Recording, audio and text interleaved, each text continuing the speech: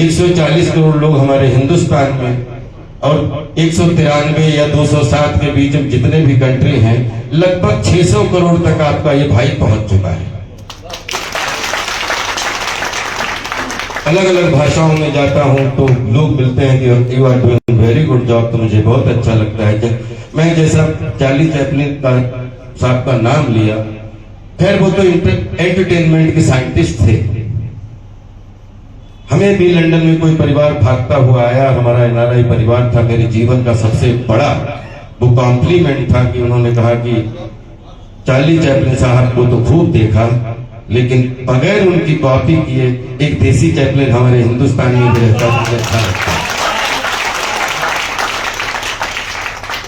दोस्तों, मैं आपको सरप्राइज करना चाहता हूं, या आपको दुख नहीं होना चाहिए कि मैंने जीवन में कभी कॉमेडी नहीं की। मैं जीवन भर कॉमेडी नहीं करना चाहता हूं, लेकिन नवरस जो हमारी अंतरात्मा में विद्यमान है, उस एक एक रस को अपने शरीर से फलते फूलते देख के ब्लड सर्कुलेशन के रूप में आपके बीच पहुंचाना चाहते हैं। और आपका ब्लड सर्कुलेशन अच्छा है तो समझो कलाकार स्वस्थ है, मस्त है, बेस्ट है। मैं ज्यादा तो बोलना नहीं चाहूंगा, लेकिन इतना जरूर बोलना चाहूंगा कि हमारे हिंदुस्तान में अगर कहीं पूरी दुनिया में किसी को सम्मान मिलता है, हमारे कला और कल्चर को मिलता है। हमारे भारत के कला कल्चर से कोई भी बड़ा कलाकार नहीं हो सकता, क्योंकि कला हमारी माँ है और प्रकृति हमारी नानी है। कला से नाराज होके हो सकता है अहम रूपी बहन में कभी कभी कला अपनी माँ से नाराज हो जाऊं या उसको सही ढंग से ना निभा पाऊं, लेकिन जो हमारी नानी है, बोलते हैं माँ से पंगा ले लो लेकिन नानी से पंगा कभी मत लेना। तो मुझे लगता है कला के बारे में कुछ भी बोलने से पहले बोलते जहां सातों समंदर की माप समाप्त हो जाती है, कला का उद्गम वहां से शुरू होता है। क्योंकि हवा में होता है, मस्तिष्क में होता है, कल्पनाशीलता में होता है, सृजनशीलता में होता है। गोरखपुर की धरती पर पहली बार मैं तहे दिल से आप लोग रिक्वेस्ट करना चाहूंगा कि गोरखपुर से रिश्ता हमारा 92 से हुआ, और उसका कारण हमारा अजीत है। खड़े होकर अजीत के लिए तालियां बजाइए, क्योंकि हम लोगों ने 2000 लड़कों में हम 10 लड़के सिलेक्ट हुए थे, तो उसमें पता लगा कि हम शाहजहांपुर से हैं, अजीत गोरखपुर से हैं। तो अजीत ने हमारे साथ 2 साल पढ़ाई की। Thank you Ajit. अब उसके साथ में जितने भी यहाँ पे थिएटर के लोग बैठे हैं उनका धन्यवाद, जितने लोगों ने पानी पिलाया उनका धन्यवाद, जितने लोगों ने व्यवस्था बनाई उनका धन्यवाद, जितने लोगों ने, थैंक यू मार्कंडे साहब, आपके पूरे पत्रकार यूनियन को तहे दिल से नमन करता हूं। क्योंकि अगर मैं कलाकार नहीं होता तो शायद मैं कहीं कहीं आप लोगों के साथ बैठा पत्रकार होता, क्योंकि पत्रकार ही ऐसी है तो सृजनशीलता। पत्रकार उसके हाथ में कलम होती है और पन्ना होता है, उसकी स्टोरी होती है। हम लोगों के पास में हाथ पैर होते हैं, आपकी लिखी हुई स्टोरी को परफॉर्म करने के लिए बोलते हैं आंगिकम भुवनम यस्य वाचकम सर्वांगमयम आहार्यम चंद्र तारादि तम नमः सात्विकम शिवम तम नमः सात्विकम शिवम तम नमः सात्विकम। अब मैंने आपको कहा कि मैं कॉमेडी कभी नहीं करता, और वाकई में कॉमेडी कभी नहीं करता। मैं क्या करूं, मैं अपने घर से निकलता हूं और सड़क से लेके एयरपोर्ट तक जहां भी जाता हूं मुझे इतनी कॉमेडी दिखती है, क्योंकि मुझे ऑब्जर्वेशन की बचपन से आदत है। मैं अपने गांव में था, मुझे गांव में पूरा गांव कॉमेडियन लगता था। मैं जब एयरपोर्ट जाता हूं मुझे पूरा एयरपोर्ट कॉमेडियन लगता है। मैं एक माला 50 लोग पहना दे, एक आदमी कॉमेडी नहीं है तो क्या है?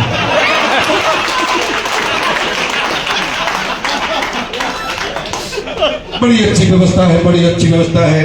अध्यक्ष महोदय ने सबकी व्यवस्था की है, सब आए प्यार से, सब बहुत अच्छे से बैठने।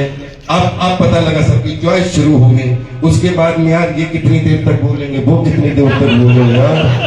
अरे यार आए तो थे वो आदमी सुनने, लेकिन अब ये बहुत टाइम ले रहे हैं। फिर उसके बाद विधायक जी भी अभी बोलेंगे, अरे अभी तो बहुत टाइम है, चलो चाय पी के आते हैं, ठीक है। अब पता लगा उठना, अब जैसे ही पता लगा कि चलो अब सम्मान का टाइम है, तो पता नहीं बाद में मौका मिले। अभी क्या व्यवस्था ऐसी तैसी जाए, पहले फोटो खींचना चाहिए। अब ये हमारे पढ़े लिखों की कॉमेडी है। मैं एयरपोर्ट पे जाता हूं और एयरपोर्ट पे आप सोचिए बड़े भाई कि जो आदमी आपकी सुविधा के लिए आपका बोर्डिंग, सबने लगभग यहाँ जितने बंधु हैं सबने ही की है हवाई यात्रा। तो आपको सब पढ़े लिखे लोग जो हवाई यात्रा करते हैं उनको पता होता है कि लैंडिंग और टेक ऑफ ये ग्राउंड स्टाफ के बस में नहीं होता है।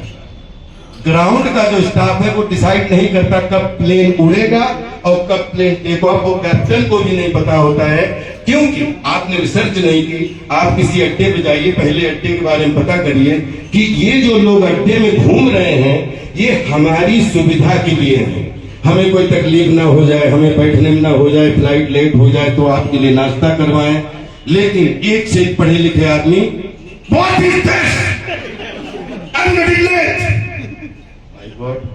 अब वो बेचारी जो ground staff, sir I can understand your point, sir please I, मतलब वहां पे एक नहीं, आप लेट हो रहे हैं, आपका कुछ भी नुकसान हो रहा है। मुझे ऐसा लगता है कि जब राजपाल यादव अगर सोचे कि अगर यहाँ पे मैं हूं तो क्या करूं, तो चाहे कोई फांसी लगाने वाला खड़ा हो, लेकिन उसकी चिंता न करके जो लोग हवाई जहाज पर चढ़े हैं वो सेफली लैंड हो जाए और वो सेफली टेक ऑफ हो जाए। वो सेफ है तो हम भी सेफ है, ये राजपाल है। लेकिन अगर चारों तरफ पता लगा कि जो जिसको जानकारी नहीं है, अब आदमी हल जोत रहा है, उससे कहते हैं कि आप तुम मंत्र सुना, मृत्युंजय जाप सुना, वो कैसे सुनाएगा?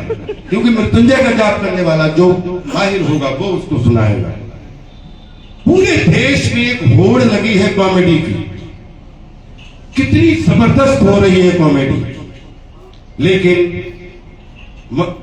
आज नहीं हजारों साल से एक बात याद रखिए कि मस्खरागिरी तो खूब करिए, परिवार में करिए, समाज में करिए और पूरे संसार में करिए, लेकिन मस्खरागिरी करते करते जितनी मस्खरागिरी आप फेंक रहे हैं उससे 10 गुना मशविरागिरी अपने अंदर रखिए और उसका चिंतन करिए, तब मशवरागिरी की। राजनीति से हमारा बहुत प्यारा नाता है। 89 में थिएटर साथ में शुरू हुआ और राजनीति शुरू हुई। मैं भी पोलिंग एजेंट और पोलिंग, मुझे भी लगा कि नहीं, डॉक्टर बनाना चाहता है परिवार, गलत है, राजनीति ही सबसे अच्छी है। लेकिन राजनीति के साथ भी एक शौक ऐसा लग गया कि भारतेंदु जो हरिश्चंद्र जी ने एक नाटक लिख दिया, अंधेर नगरी चौपट राजा, टका शेर भाजी टका शेर खाजा। उस नाटक को करने का मौका मिला, राजनीति को देखने का मौका मिला, पूरे विश्व की राजनीति को परखने का मौका मिला। आज इतना है कि 200 खबरें 10 मिनट में आ जाती हैं। तो मुझे लगा कि मैं जिस अभिनीति पे हूं, मैं 100 जन्म तक भी ले लूं तो इसका धन्यवाद चुका नहीं सकता। राजपाल का जो शरीर है 100 गुना अगर इसको मिला लिया जाए तो भी मैं इतना प्राउड फील करता हूं कि ईश्वर तूने मुझे कला का पुत्र बनाया, कला का शिष्य बनाया। और जब वो अंधेर नगरी चौपट राजा करते करते ऐसा घुसा कि उसके बाद में फिर कॉमेडी करने का मौका, आप लोगों से प्रेरणा लेके, अपने आसपास से प्रेरणा लेके और उनका एटमॉस्फेयर उनके सामने पेश करने की कोशिश कर देता हूं। बस यही मेरी पहचान है। दूसरी चीज, यहाँ पे जितना भी आप लोगों ने हमारे लिए ताली बजाई, जितने भी आप लोगों ने मेरा सम्मान किया है पांडे साहब, मैं तहे दिल से उसमें 1 0 लगा के आपका सम्मान आपको वापस करना चाहता हूं। जो कुछ भी आपके पास है उसका 10 गुना बढ़े आपके पास। और राज्यपाल जहां खड़े हैं, मैं कोशिश करूंगा कि दुनिया में जब तक हम आपके हैं, आप हमारे हैं, एक दूसरे का ब्लड सर्कुलेशन अच्छा रहना चाहिए। और ब्लड सर्कुलेशन सिर्फ साम दाम दंड भेद से नहीं, सत्य अहिंसा दया पवित्रता से ही आ सकता है। और सत्य अहिंसा दया पवित्रता आप लोग रखेंगे तो अच्छे फादर हैं, अच्छे मदर हैं, अच्छे पिता हैं, या अच्छे बाबा हैं, या अच्छे सामाजिक कार्यकर्ता हैं, या अच्छे सांसारिक कार्यकर्ता हैं। और इन आपके बीच में हमें भी, आप सब लोग 125 साल जिए, मैं 150 साल जीना चाहता हूँ। जरूरी है क्योंकि दूसरों के लिए बहुत उम्र मांगे, वो अपने लिए तो से दोगुनी मांगे। 25 साल तो अपनी बढ़ा ही सकता हूँ ना। और जितने भी लोगों के साथ मेरी सेल्फी खींची है, राज की बात बताता हूं, मेरा बिल्कुल कोई खास नहीं है, बुरा मत मानिएगा। लेकिन जिनके साथ फोटो नहीं खींची है वो मेरे लिए बिल्कुल आम नहीं है। यहाँ पे बच्चे, बूढ़े, नौजवान जो भी हैं, चाहे सामने हैं और चाहे पीछे हैं, चाहे हम खुद हैं, हम सब खासम खास हैं। Love you all.